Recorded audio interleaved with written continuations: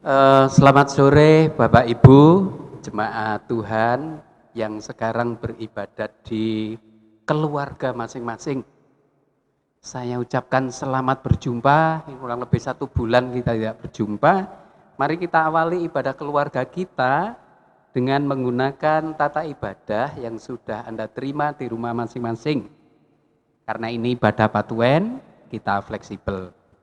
Mari kita awali dengan membaca bagian Injil Yohanes pasal 14 ayat 27 yang bagian sabda Yesus itu mengatakan demikian. Injil Yohanes pasal 14 ayat 27. Damai sejahtera ku tinggalkan bagimu. Damai sejahtera ku berikan kepadamu. Dan apa yang kuberikan tidak seperti yang diberikan oleh dunia kepadamu.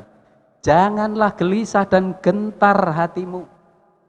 Demikianlah firman Tuhan. Kiranya firman ini melandasi ibadah keluarga kita pada petang, sore, dan malam hari ini. Mari kita awali dengan memuji Tuhan dari KJ 64 bait 1 saja. Silahkan.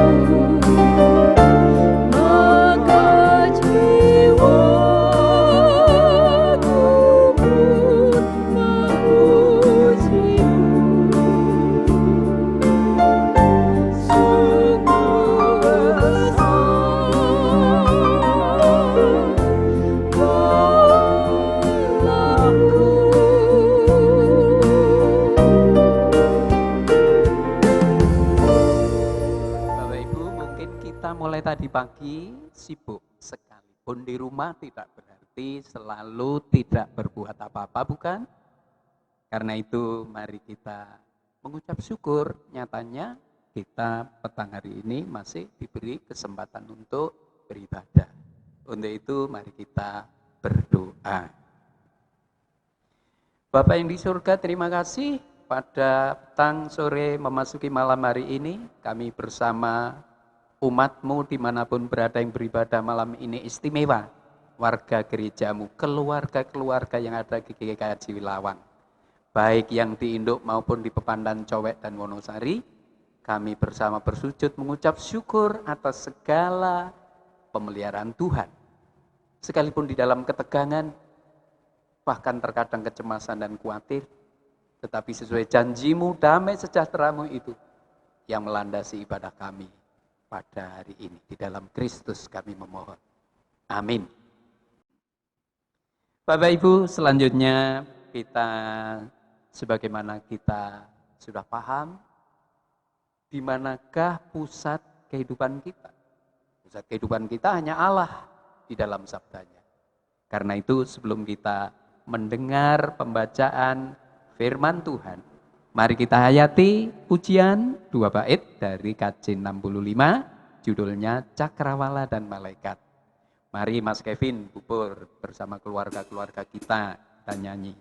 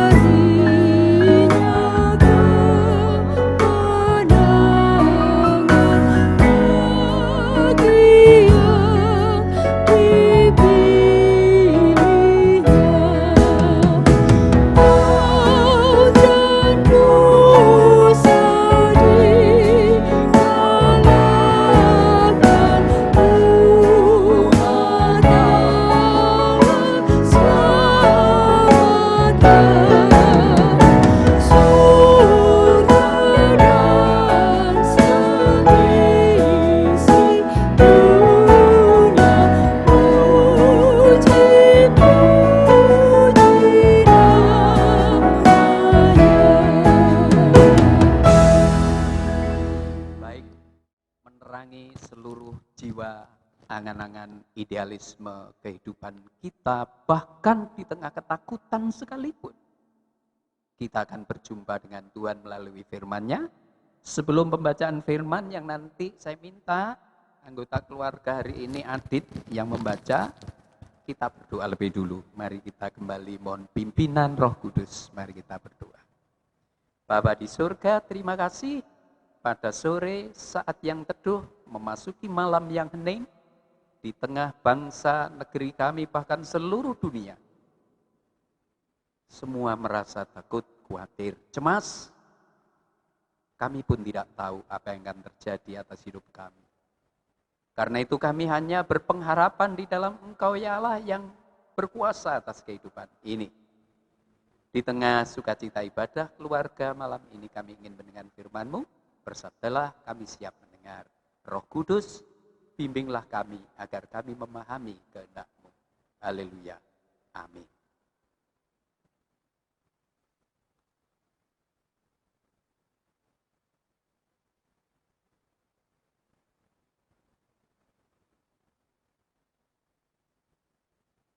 Pembacaan sabda dari Keluaran 2 ayat 15b sampai 25. Tetapi Musa melarikan diri dari hadapan Firaun dan tiba di tanah Midian. Lalu ia duduk-duduk di tepi sebuah sumur. Adapun imam di Midian itu mempunyai 7 anak perempuan. Mereka datang menimba air dan mengisi palungan-palungan untuk memberi minum kambing domba ayahnya. Maka datanglah gembala-gembala yang mengusir mereka. Lalu bangkit menolong mereka dan memberi minum kambing domba mereka. Ketika mereka sampai kepada Reuel, ayah mereka, Berkatalah ia, "Mengapa selekas itu kamu pulang hari ini?" Jawab mereka, "Seorang Mesir menolong kami terhadap gembala-gembala. Bahkan ia menimba air banyak-banyak untuk kami dan memberi minum kambing domba." Ia berkata kepada anak-anaknya, "Di manakah ia? Mengapakah kamu tinggalkan orang itu?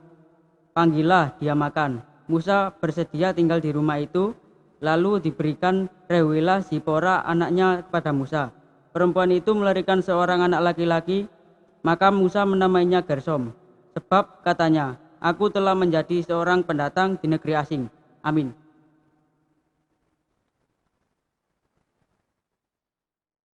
Terima kasih ya Adit, ini baik sekali. Bapak Ibu, renungan pada malam hari ini yang mempersiapkan KPT kita loh. Ini Pak Penatua Agus Pri. Di mana tema Paskah minggu-minggu ini adalah mengabarkan kebangkitan Kristus sebagai penggenapan perjanjian baru. Adapun subtema pada malam hari ini yakni bersaksi sesuai dengan posisi kita dimanapun kita berada. Atau dalam bahasa Jawa orang bilang empan papan. Ibu bapak, bacaan utama dan saudara-saudara, adik-adik juga yang mengikuti ibadah keluarga ini, kalau ada yang mungkin kecil dilarang nangkal loh ya, jangan mengganggu. Kalau ada roti boleh dimakan, keletikan tidak apa-apa. Di bacaan utama tadi disebut Keluaran pasal 2 ayat 15b hingga 25. Sebetulnya ada satu lagi di 1 Petrus.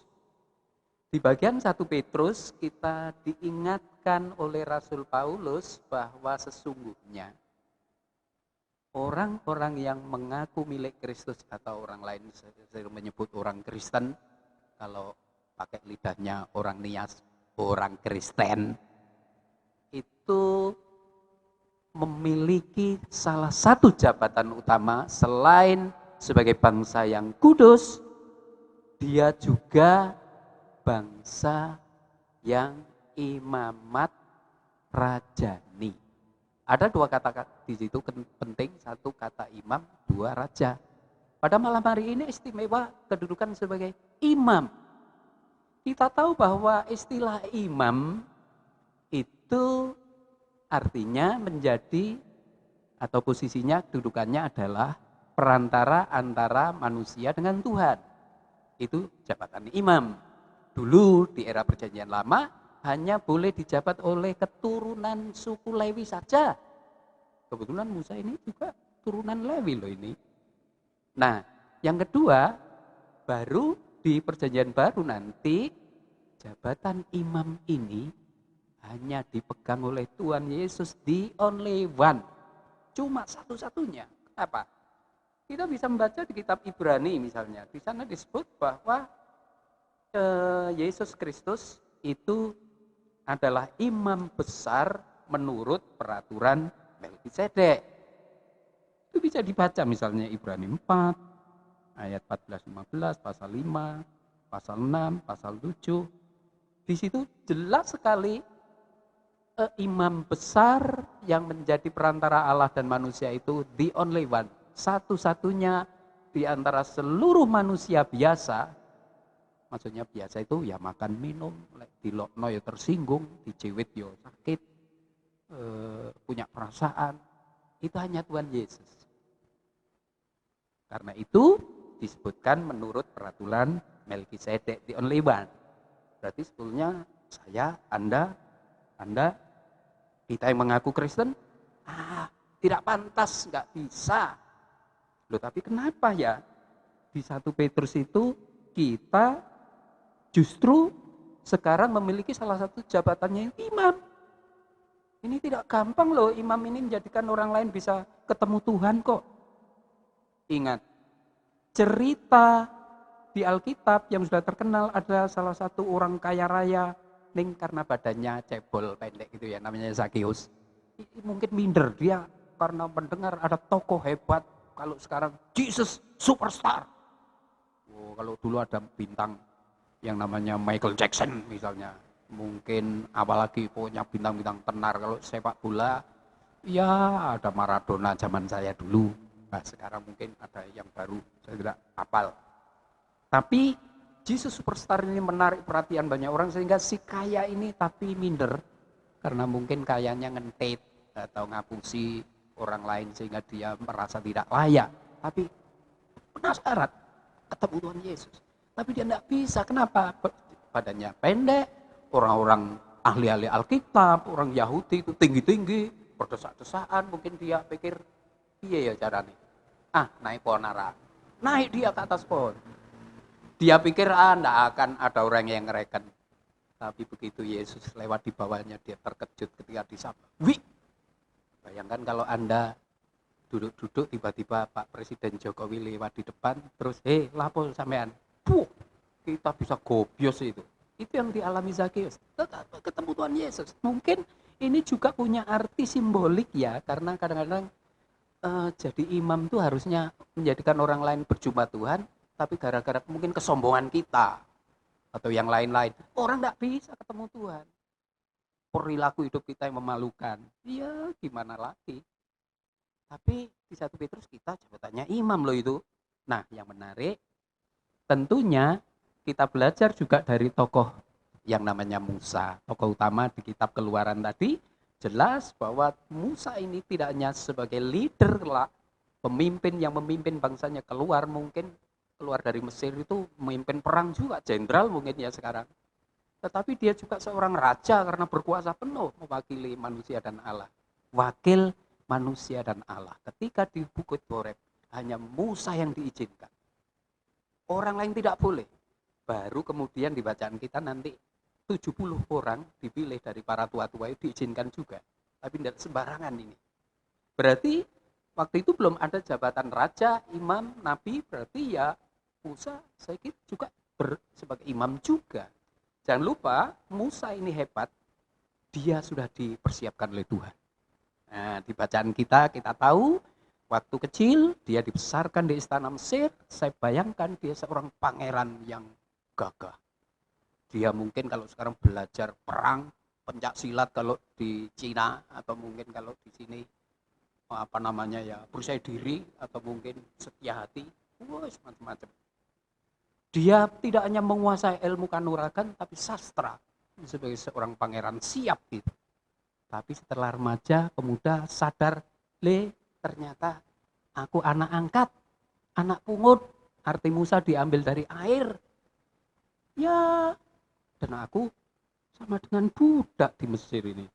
Kulitku sama itu dengan orang-orang Ibrani atau Israel. Akhirnya kelak sebagai tanpa ia sadari dia membela etniknya, dia melakukan kesalahan besar dengan membunuh salah satu tentara Mesir, tentara ayahnya, ayah angkat. Akibatnya kelak pasti dia takut ketahuan lari ke Midian. Di Midian ini dia berubah 180 derajat dari pangeran menjadi areangon, pengembala ternak. Bayangkan kalau Anda misalnya habis menjabat bupati, tiba-tiba sekarang jadi tukang nyapu di SD atau dianggap mungkin rendah ya. Pasti perasaannya gimana gitu. Musa dia tidak minder. Bahkan dia menunjukkan justru kehebatannya seseorang yang memang berjiwa kesatria ketika ada perempuan 7 mengembalakan ternak yang waktu itu nggak umum di budaya patriarki. Umumnya yang mengembala itu kan pria. Nah ini perempuan. Nah, Musa tahu bahwa perempuan ini diganggu, Musa membelanya. Dan kelak karena itulah dia dipercaya oleh orang tua dari ketujuh putri itu namanya Imam Reuel atau Yitro di daerah Midian. Midian itu antara Israel dan Jazirah Arab. Nah di situ ada gunung yang konon Sinai katanya, benar atau tidak monggo. Tapi yang pasti disitulah diyakini perjumpaan Israel dengan Tuhan. Yang pasti menurut penelitian arkeolog, Midian itu sebetulnya juga masih bangsa keturunannya Abraham. Hanya Abraham dulu kan menikah pertama dengan ibu Sarah, anak terjanji itu. Setelah Sarah meninggal dan ada gundiknya juga, istri yang lain namanya Ketura. Nah ketika Abraham sudah merasa sudah tua, mungkin sebentar lagi meninggal, semua harta bendanya diwariskan kepada terutama anaknya Iskak, tapi anak-anak yang lain dari istri apapun sebutannya diberi hak juga warisan. Dan mereka kelak menurunkan bangsa Edom, Moab, salah satunya juga yakni orang Asyur. Asyur itu mungkin sekarang daerah Iran ya. Daerahnya Pak D. Ayatullah Khomeini. Nah, sehingga itu pun keturunan Abraham. Berarti Imam Yitro ini juga pasti imam yang mengenal Allah, imam untuk Tuhan. Hanya dari keturunan yang lain. Nah, sehingga dia diberi istri anaknya Yitro namanya Zipora, dan figur ini menarik karena figur ini bertanggung jawab atas keluarganya. Ya, dia dikarunia anak karena si Musa ini merasa sebagai orang asing di Midian, anaknya diberi nama Gersom. Tetapi 40 tahun mengabdi di mertuanya itu tidak bain-bain ini. Siapa yang umurnya 40 tahun? Adit berapa? Ya, masih separuhnya, paling sepertiga ya, gorong. Ini waktunya lama loh itu. Tapi di situ si Musa dibentuk oleh Tuhan. Habis jadi pangeran arek angon tapi seperti Daud. Wah, arek angon yang pasti pasang badan kalau ada harimau atau mungkin serigala mau menerkam ternaknya. Hebat sekali Musa. Itu cara Tuhan mendidik seseorang, tetapi sekaligus betapa jabatan perantara imam ini tidak gampang, bukan? Nah, saudara-saudara, kalau sekarang kita juga diberi jabatan imam oleh Tuhan Yesus. Tentu bukan imam persis seperti Tuhan Yesus karena kita orang-orang yang tidak sempurna. Tetapi sekaligus jabatan ini menanggung tanggung jawab yang tidak ringan. Mari kita lakukan. Bagaimana caranya, Pak? Loh lah, ini sekarang banyak orang di sekitar kita itu hal soal hidup dan mati itu masih bingung loh Ibu. Misal, kalau nanti aku mati, nanti dikemanakan ya? Atau jangan-jangan kalau saya punya anak nggak ada yang mendoakan saya ini. Apalagi saya yang nggak menikah ini gak ada anak, siapa yang ndongakno? Waduh, ada lagi yang mungkin bingung. Engkau lek aku mati tolong diselamati. Lu nyelameti itu gak mek pitung dino loh itu. 41.000. Wow. Tapi kok gak ada yang 2000 ya? 2000.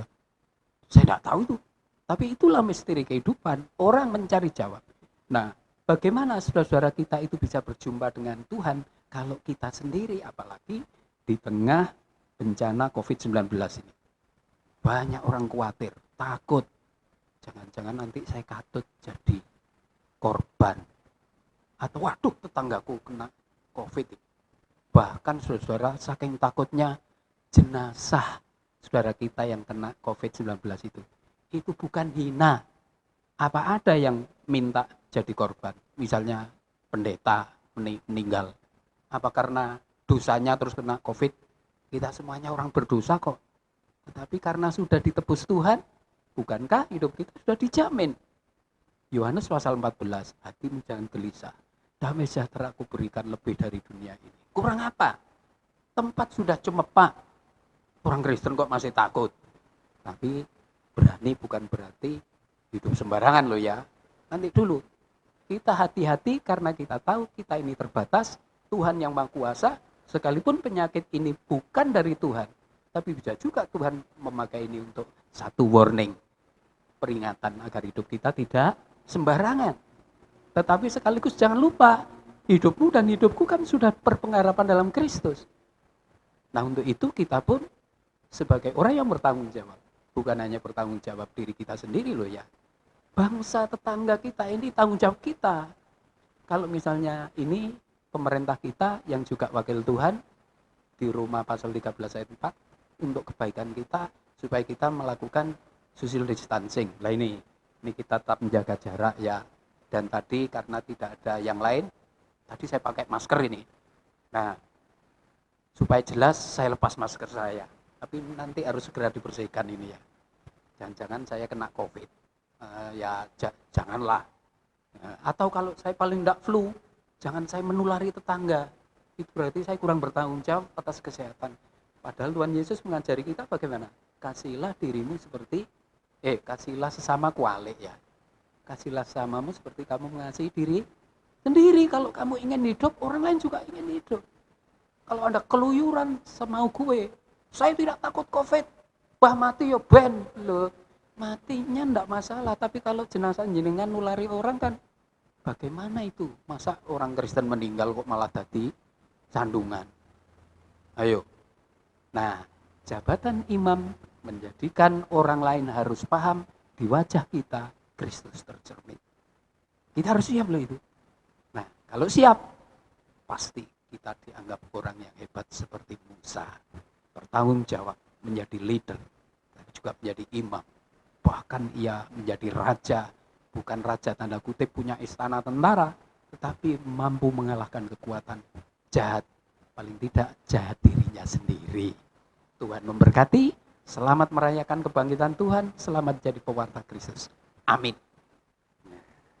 Mari, Pur, Mas Kevin, kita lanjutkan bersama keluarga-keluarga jemaat kita. Adit, dengan sukacita kita sambut firman Tuhan dengan pujian. Nah, pujiannya terambil dari KJ 314 ayat 1 dan 2. Judulnya Pujilah Sumber Hidupmu. Ini andaikan di keluarga juga ingin memberikan persembahan, ya karena ini tidak di gereja, ya cukuplah disimpan, di-upload, itu teknis. Nanti kita doakan. Mari kita iring dengan pujian ini, 2 bait.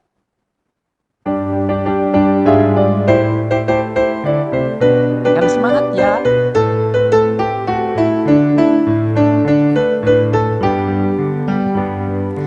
Pujilah sumber hidupmu, puji Dia di dalam surga kekal abadi. Pujilah sumber hidupmu, bunyikan bersama suling dan rebana sambil melakukan syukur bagi Tuhan. Pujilah sumber hidupmu.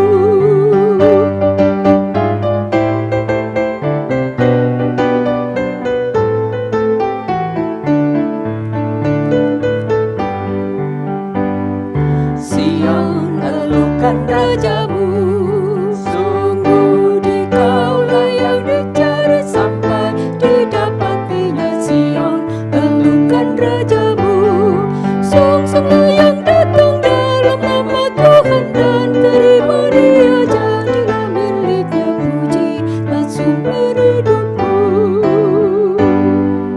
Indah sekali ya, cuma karena temponya cepat sampai menggeh-menggeh.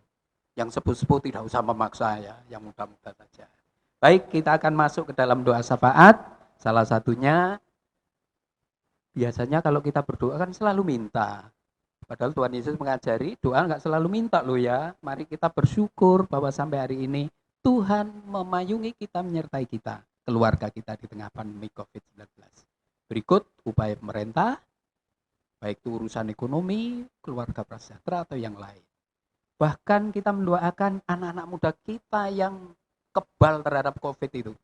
Mereka lah nanti kunci-kunci kemajuan peradaban ke depan. Mereka banyak yang kreatif. Saya dengar kemarin tuh misalnya ada di bidang robotik. Mereka menciptakan salah satu alat yang bantu para dokter itu nek pakai masker. Waduh, menggeh-menggeh wong. Sehingga maskernya itu dikasih, enggak tahu ada kayak belalai gajah itu.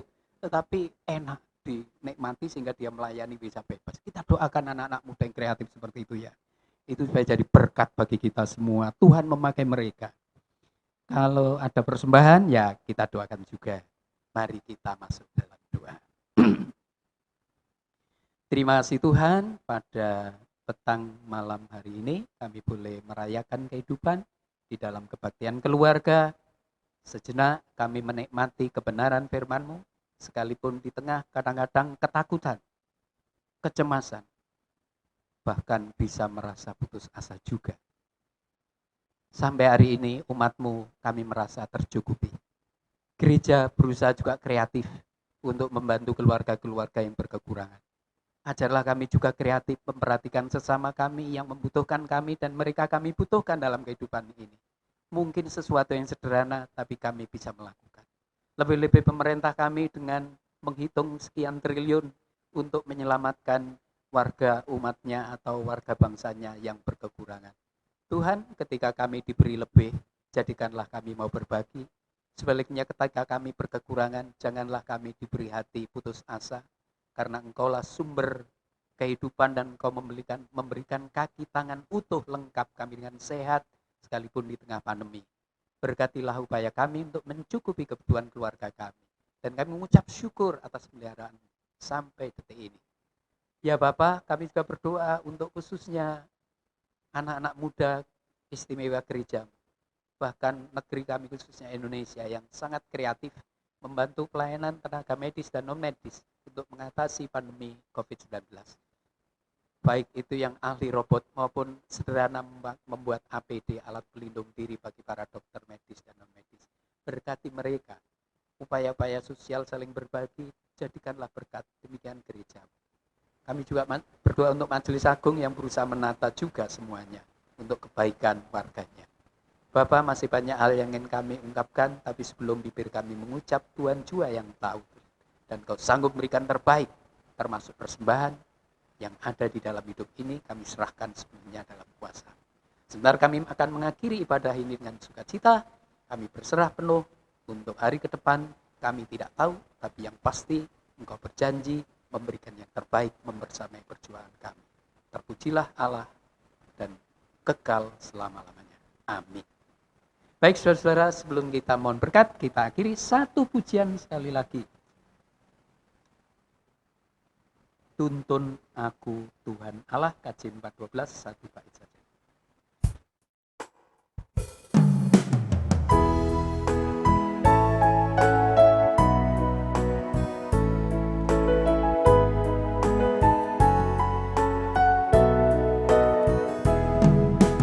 Tuntun aku Tuhan Allah lewat gurun dunia.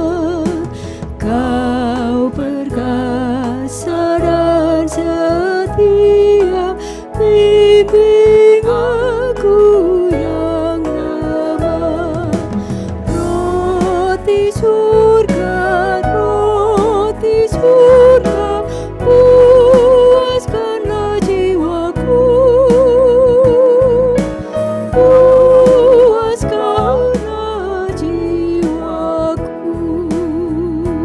Mari saudara-saudara kita keluarga ini dengan sukacita dan kita mohon berkat-Nya. Anugerah dan damai sejahtera yang berasal dari surga, dari Sang Bapa, Sang Putra yang bangkit dan Roh Kudus, Guru dan hikmat sejati, menaungi umat-Nya, keluarga kita kini hingga akhir zaman.